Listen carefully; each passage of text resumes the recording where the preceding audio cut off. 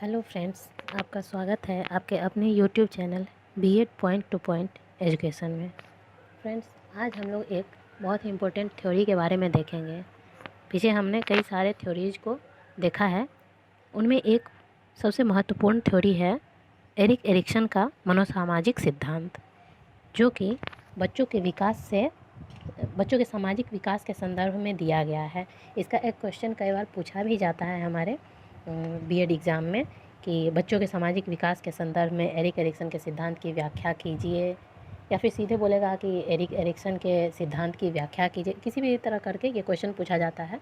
तो ऊपर जितने सारे थ्योरीज पढ़े हैं उनमें ये एक महत्वपूर्ण थ्योरी है। तो आज हम इस थ्योरी को डिटेल से देखेंगे कि क्या है एरिक एरिक्सन का थ्योरी।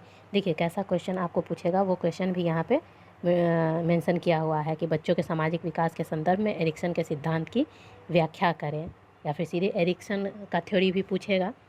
तो एरिक्सन के थ्योरी को हम और किस नाम से जानते हैं, तो साइको सोशल डेवलपमेंट थ्योरी, अर्थात मनोसामाजिक विकास का सिद्धांत। एरिक एरिक्सन महोदय जो थे वो एक अमेरिकी जर्मन साइकोलॉजिस्ट थे। अब आप कहेंगे कि अमेरिकी और जर्मन दो देश के कैसे हो सकते हैं, तो इनका जन्म अमेरिका में हुआ था, नहीं जर्मनी में हुआ था, और ये बाद में जाके अमेरिका में बस गए थे, इसलिए ये अमेरिकी जर्मन साइकोलॉजिस्ट हैं। ठीक है। अब एरिक्सन साहब ने क्या कहा था, एरिक्सन ने कहा था कि प्रत्येक व्यक्ति के पूरे जीवन में 8 परस्पर संबद्ध चरणों से उनको गुजरना होता है। अब यहाँ पे देखिए, इस बात को ध्यान से आप देखिएगा, परस्पर संबद्ध चरणों। आपको क्वेश्चन में इस तरह से भी पूछ सकता है कि ये जो एरिक्सन साहब ने जो 4 स्टेज बताए हैं मानव जीवन का, ये सब एक दूसरे से कनेक्टेड हैं या फिर अलग अलग हैं। तो यहाँ पे कहा गया है परस्पर संबद्ध, अर्थात ये 8 स्टेज एक दूसरे से कनेक्टेड हैं, एक के बाद दूसरा ही आता है, ऐसा नहीं कि दूसरे के बाद सीधे 5वां आ जाएगा। तो इस बात का ध्यान रखिएगा कि ये 8 परस्पर संबद्ध चरण हैं, अर्थात मानव का जीवन एरिक्सन महोदय के अनुसार इन 8 चरणों से होते हुए गुजरता है। तो ये कौन कौन से चरण हैं, तो देखिए, पहला चरण विश्वास बनाम अविश्वास। दूसरा स्वायत्तता बनाम शर्म व संदेह। तीसरा पहल बनाम दोष। चौथा परिश्रम बनाम हीनता। पाँचवा पहचान बनाम भूमिका संभ्रांति। छठा घनिष्ठता बनाम अलगाव। सातवां जननात्मकता बनाम स्थिरता, और 8वां संपूर्णता बनाम निराशा। अब देखिए कि सिर्फ हिंदी में ही नहीं, इसको इंग्लिश में भी देख लीजिए, हिंदी थोड़ा कठिन नाम रहता है। तो इनके 8 स्टेजेज को इंग्लिश में इस प्रकार से कहा गया है: trust versus mistrust. Second, autonomy versus shame and doubt. Third है इनिशिएटिव वर्सेस गिल्ट। फोर्थ है इंडस्ट्री वर्सेस इन्फीरियोरिटी। फिफ्थ है identity versus role confusion. Sixth है इंटीमेसी वर्सेस आइसोलेशन। सेवेंथ है जनरेटिविटी वर्सेस स्टेबिलिटी, और एट्थ है integrated versus despair. इसको हम Ericsson के मनोसामाजिक सिद्धांत के भी नाम से जानते हैं। अब देखिए, इन्होंने जो स्टेज को बांटा है, इस स्टेज को मानव जीवन का जो एक एक स्टेज आते जाता है, जैसे पहले हम बच्चे इन्फेंट होते हैं, फिर प्री स्कूलर होते हैं, फिर एडल्ट होते हैं, फिर ओल्ड एज। तो इस तरह से इसको 8 विभिन्न चरणों में किस प्रकार से बांटा गया है, तो इसको भी हम देख लेते हैं। तो जो सबसे फर्स्ट स्टेज आया है वो हमारा है इन्फेंट स्टेज, जिसको कि शैशव अवस्था कहा गया है।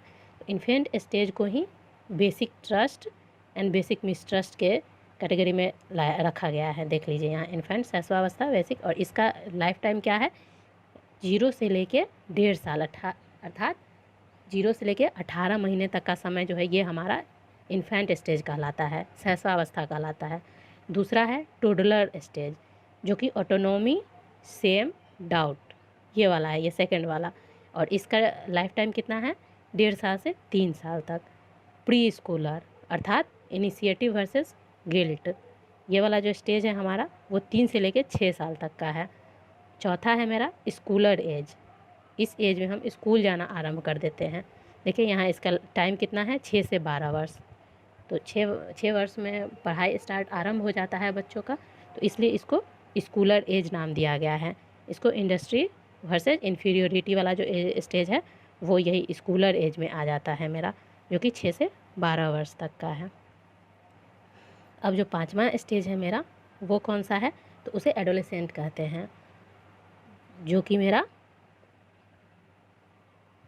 मतलब किशोरावस्था, ठीक है। इसको आइडेंटिटी एंड रोल कन्फ्यूजन वाला एज है ये, जो कि 13 साल से लेकर 19 साल के बीच में आता है। छठा है मेरा यंग एडल्ट, इसे इंटीमेसी और आइसोलेशन वाला एज इसी स्टेज में रखा गया है, यंग एडल्ट एज में। ये कौन सा है, 20 से लेकर 35 वर्ष का एज यंग एडल्ट एज कहलाता है। उसके बाद नेक्स्ट क्या है 7वां मेरा, मिडिल एज या फिर एडल्टहुड का एज। ये कौन सा है मेरा, ये जनरेटिविटी, जिस समय में हम नई पीढ़ी का विकास करते हैं वो है मेरा एडल्टिविटी एंड स्टैग्नेशन। इसका एज कौन सा है, 36 से लेकर 65 वर्ष के बीच की आयु को हम एडल्टहुड कहते हैं। और लास्ट 8वां स्टेज है ओल्डर एडल्ट, जिसे कि ईगो, इंटीग्रिटी एंड डिस्पेयर वाले स्टेज में रखा गया है। इसका एज कितना है, 65 से लेकर जब तक मृत्यु ना आ जाए तब तक की एज को हम ओल्डर एडल्ट की एज में रखते हैं। अब आइए, अब जैसे अब इसको याद रखने के लिए कुछ तो ट्रिक होना चाहिए, तो आप खुद से भी इसको कर सकते हैं, या फिर देख लीजिए जैसे यहाँ पे है, ऊपर का है ट्रस्ट एंड मिसट्रस्ट, ऑटोनॉमी, तो इस तरह से देख लीजिए, ट्रक, ऑटो, इन, इंडस्ट्री, ऊपर के 4 के लिए ट्रिक है, ठीक है। तो 4 तो ईजिली याद हो जाएगा और 4 आपको याद रखना पड़ेगा। तो truck, auto, in, industry. Truck मतलब trust and mistrust, auto means autonomy versus shame and doubt, in मतलब इनिशिएटिव वर्सेस गिल्ट, इंडस्ट्री अर्थात इंडस्ट्री वर्सेस इन्फीरियोरिटी, और 5वां है आपका आइडेंटिटी, मतलब आइडेंटिटी जब वो पहचान बनाने लग जाता है, ये है मेरा 5th। और 6th है मेरा इंटीमेसी वाला एज हो गया, इंटीमेसी वर्सेस आइसोलेशन। 7th है मेरा जनरेटिविटी, जब नई पीढ़ी का विकास करने लग जाता है, वो हो गया जनरेटिविटी वर्सेस स्टेबिलिटी। और लास्ट है इंटीग्रिटी एंड डिस्पेयर। तो इस तरह ये ट्रिक है, ये आप खुद से भी अपना ट्रिक बना सकते हैं कि क्या है। अब देखिए ये जो है इसको तो सबसे लास्ट में ही रखना ज़्यादा सही था, लेकिन खैर यहाँ पे दे दिया है तो आप देख लीजिए। जैसे अप्रोक्सीमेट एज यहाँ पे दिया हुआ है, ठीक है। इसको 5 पार्ट्स में बांट के बताया गया है, ठीक है। अप्रोक्सीमेट एज क्या है, इसके वर्चूज क्या है, साइको सोशल क्राइसिस, इन्होंने एरिक्सन महोदय ने मनोसामाजिक विकास के स्टेज को साइको सोशल क्राइसिस का नाम दिया था। तो ये कौन सा क्राइसिस होता है, ये यही देख लीजिए, स्टेज जो है ये साइको सोशल क्राइसिस में आता है। सिग्निफिकेंट रिलेशनशिप, और ये है एक्सिस्टेंशियल क्वेश्चंस, मतलब क्या क्या क्वेश्चन आता है। तो इसको आप एक बार देख लीजिएगा, ये उतना इम्पोर्टेंट नहीं है लेकिन देख लीजिएगा तो अच्छा ही है। खैर अब चलिए, अब हम आते हैं यहाँ पे कि इसका डिटेल में किस प्रकार से अध्ययन किया जाए। अब देखिए हम इस स्टेजेज को डिटेल में यहाँ से अब जानते हैं कि किस प्रकार इन्होंने सारे स्टेजेज को डिटेल में बताया हुआ है। तो फर्स्ट स्टेज मेरा क्या हो जाता है, विश्वास बनाम अविश्वास, अर्थात ट्रस्ट वर्सेस मिसट्रस्ट। तो ये कौन से एज में आता है, ये बर्थ से लेकर 18 मंथ्स तक का जो टाइम होता है वो इसी स्टेज में आता है। ये फर्स्ट स्टेज हुआ। इसका कन्फ्लिक्ट क्या होता है, ट्रस्ट वर्सेस मिसट्रस्ट। और इसमें रिलेशनशिप किसके साथ बच्चे का होता है, ज़्यादा मदर के साथ होता है, ठीक है। तो इसको और भी ज़्यादा डिटेल से हम देखते हैं। इस स्टेज में बच्चे आशा रखते हैं, अपनी माँ से आशा रखते हैं कि कुछ भी हो तो हर काम मेरी माँ ही करे, वो खुद से कुछ भी नहीं करना चाहते हैं। तो इसमें क्या होता है कि बच्चों को ना अपने माता पिता से जब प्यार मिलता है, वो प्यार की आशा रखते हैं माँ बाप से अपने, ठीक है। तो जब माँ बाप से प्यार मिलता है तो उनमें ट्रस्ट की भावना जागृत होने लग जाती है, और जब नहीं मिलता है तो उनमें मिसट्रस्ट की भावना जागृत होने लगती है। तो इससे क्या हो जाता है कि चाइल्ड अपने अंदर ट्रस्ट का भाव जागृत करने लगते हैं, उनमें कॉन्फिडेंस आने लगता है, सिक्योरिटी की भावना जागृत हो जाती है। लेकिन अगर प्रॉपर केयर उनको नहीं मिल पाता है अपने माता पिता से, या फिर मेनली वो माँ से कनेक्टेड होते हैं इस स्टेज में, तो अगर माँ से नहीं मिल पाता है उनको, तो क्या होता है उनके अंदर इनसिक्योरिटी की भाव आ जाती है, वो मिसट्रस्ट की भावना उनके अंदर जागृत होने लग जाती है। ये वो स्टेज होता है जब बच्चे मतलब सोचते तो नहीं है, लेकिन जनरली कहा जाता है कि इस स्टेज में बच्चों की भावना होती है, can I trust the world, क्या हमें दुनिया पे विश्वास करना चाहिए। इस स्टेज में वो दुनिया पर विश्वास नहीं कर पाते, उन्हें सिर्फ़ और सिर्फ अपनी माँ से ही उम्मीद होती है और अपनी माँ पे ही वो विश्वास करते हैं। तो इस तरह ये ट्रस्ट एंड मिसट्रस्ट वाला स्टेज हुआ। अब नेक्स्ट स्टेज कौन सा है हमारा? ऑटोनॉमी वर्सेस सेम, स्वायत्तता बनाम शर्म। ठीक है, autonomy versus shame and doubt. Doubt भी है यहाँ पे, छूट गया है, आप लिख लीजिएगा। तो इसका टाइम और एज क्या होता है?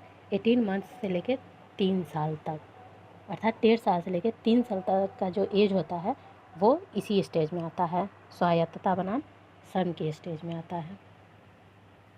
इसमें बच्चे का रिलेशनशिप अब माँ से बढ़ के किसके साथ होने लग जाता है? अपने माता पिता दोनों के साथ होने लग जाता है रिलेशनशिप। वो उनके अंदर विल पावर आने लगता है, वो धीरे धीरे अपना काम स्वयं करने लग जाते हैं।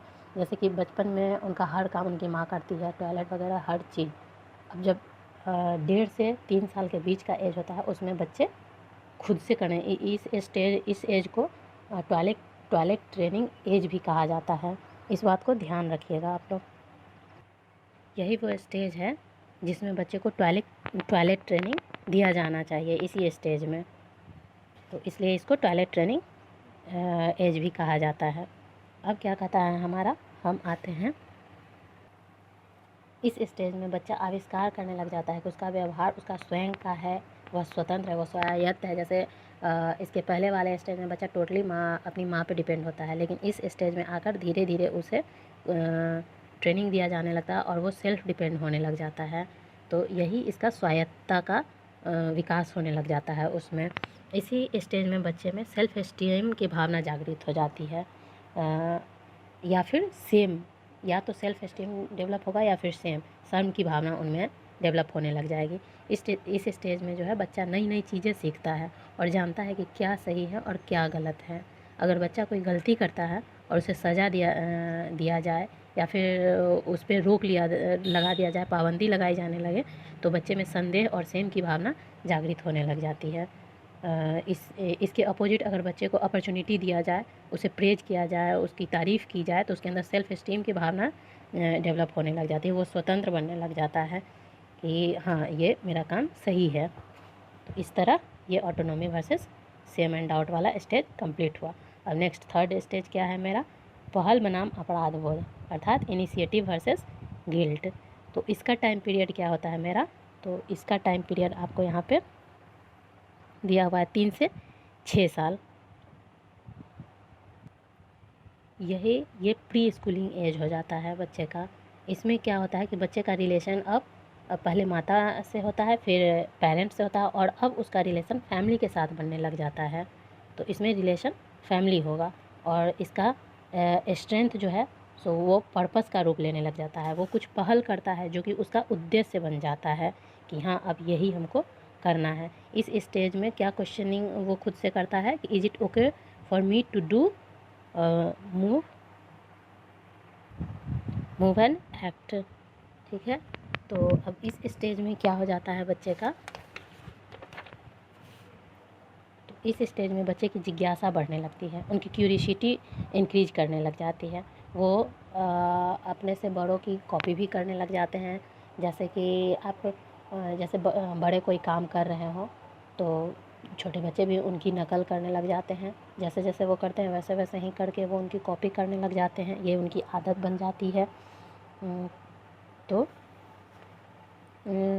उनकी क्यूरियोसिटी की भावना भी बढ़ने लगती है। ऐसे में कभी कभी क्या होता है कि कोई माता पिता होते हैं जो बच्चे की क्यूरियोसिटी को बढ़ावा देते हैं, और कुछ होते हैं कि उन्हें डांट के दबा देते रहते हैं। तो जब बच्चे की क्यूरियोसिटी को बढ़ावा दीजिएगा और तो बच्चे इनिशिएटिव बनेंगे, नई नई चीज़ों के लिए वो पहल करने लग जाएंगे।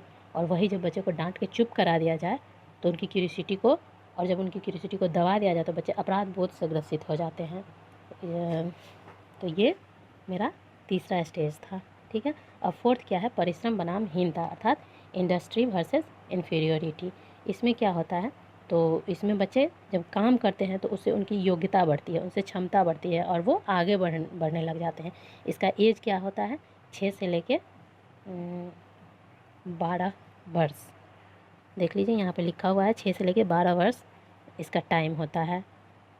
इसमें जो होता है सो बच्चे में मोटर स्किल डेवलप होने लग जाता है। बच्चा हर काम स्वयं करने की कोशिश करता है। वो परिश्रमी या तो परिश्रमी बनेगा, नहीं तो हीन भावना से ग्रसित हो जाता है। तो ऐसा कब हो जाता है? तो इस स्टेज में जब बच्चे अपना काम खुद से करने की कोशिश करते हैं तथा माँ बाप का जो काम होता है उसमें भी हाथ बटाने की कोशिश करते हैं, जिससे कि वो परिश्रमी बन जाते हैं। और वहीं यदि इसके उलट उन्हें काम करने से रोक दिया जाए तो वो हीन भावना से ग्रसित होने लग जाते हैं। वो खुद को अयोग्य समझने लगते हैं। उन्हें लगने लगता है कि मैं ये काम नहीं कर सकता हूँ। तो इस तरह ये 4th स्टेज हुआ परिश्रम बनाम हीनता, जो कि 6 से 12 वर्ष की आयु के बीच आता है। अब नेक्स्ट स्टेज है मेरा आइडेंटिटी। नहीं, ये कहाँ है? 5th आइडेंटिटी वर्सेस कन्फ्यूजन, पहचान बनाम भ्रांति। तो ये कौन सा एज है मेरा? यह है 12 से लेकर 18 वर्ष तक आता है। इस स्टेज में बच्चे अपने को सेल्फ डिस्कवर करने लग जाते हैं। वो स्ट्रगल करते हैं और खुद की आइडेंटिटी बनाने लग जाते हैं। ठीक है, अपनी आइडेंटिटी बनाने में अगर वे कामयाब हो जाते हैं तो क्या होता है कि वो खुद को साबित कर देते हैं कि हाँ, यस इट इज़ मी। लेकिन ठीक इसके अपोजिट अगर वो निगेटिव वे में आइडेंटिटी डेवलप होने लगती है तो वो कन्फ्यूजन से भर जाते हैं। और जब यही पॉजिटिव वे में उनका आइडेंटिटी डेवलप होता है तो वो अपनी एक अच्छी आइडेंटिटी बना लेते हैं। उसके बाद नेक्स्ट क्या आता है हमारा? आत्मीयता बनाम अलगाव, अर्थात इंटीमेसी वर्सेस आइसोलेशन। इसका एज कौन सा है मेरा? 20 से लेकर 35 साल। इसको युवा अवस्था का प्रारंभिक स्तर भी कहा गया है। ठीक है,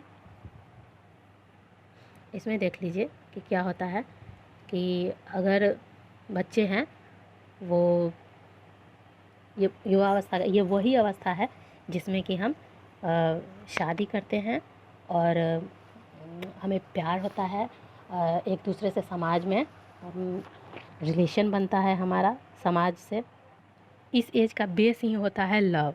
ठीक है, अब जैसे कि मान लीजिए कि समाज में हमारे बहुत सारे फ्रेंड हैं, तो हम क्या होता है कि हम आत्मीयता की भावना हमारे अंदर जागृत होती है। और वहीं अगर हमारे कोई भी फ्रेंड नहीं है तो हम खुद को आइसोलेट पूरे समाज से ही खुद को काट लेते हैं, अलग थलग हो जाते हैं। तो यही इसमें कहा गया है कि आत्मीयता बनाम अलगाव इसी एज में होता है।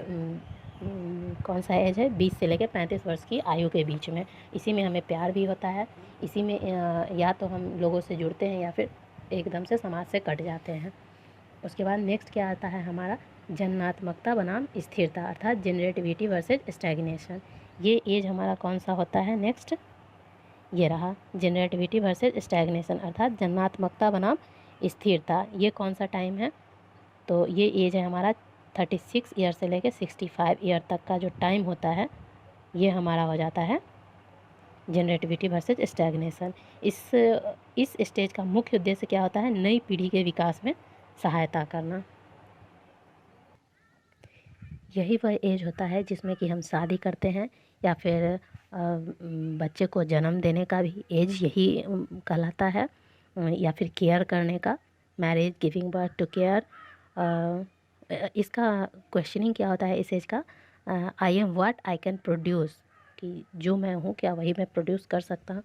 तो इस तरह ये मेरा होता है जनरेटिव, मतलब मेन उद्देश्य जान लीजिए कि इस स्टेज का मेन उद्देश्य ही है नई पीढ़ी के विकास में सहायता करना।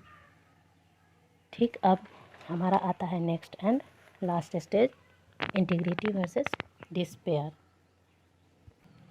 अब हमारा लास्ट कौन सा है? लास्ट है मेरा इंटीग्रेटेड वर्सेस डिस्पेयर, संपूर्णता बनाम निराशा। तो ये कौन सा एज होता है मेरा? 65 से लेकर डेथ तक का टाइम पीरियड होता है। इसको वृद्धावस्था भी कहते हैं। ठीक है, इसमें जीवन के अनुभव का निष्कर्ष निकाला जाता है।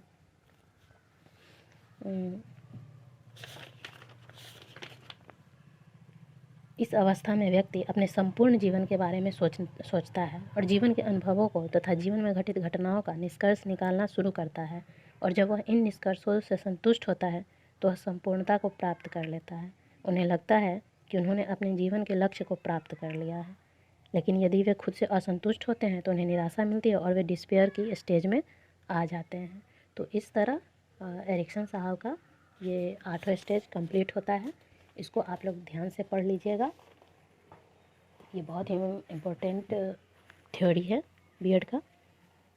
तो अब हम नेक्स्ट जो भी क्वेश्चन है वो जल्दी ही आएगा। आप लोग अपना जो भी डाउट हो कमेंट में डालिए। तब तक के लिए थैंक्स फॉर वॉचिंग।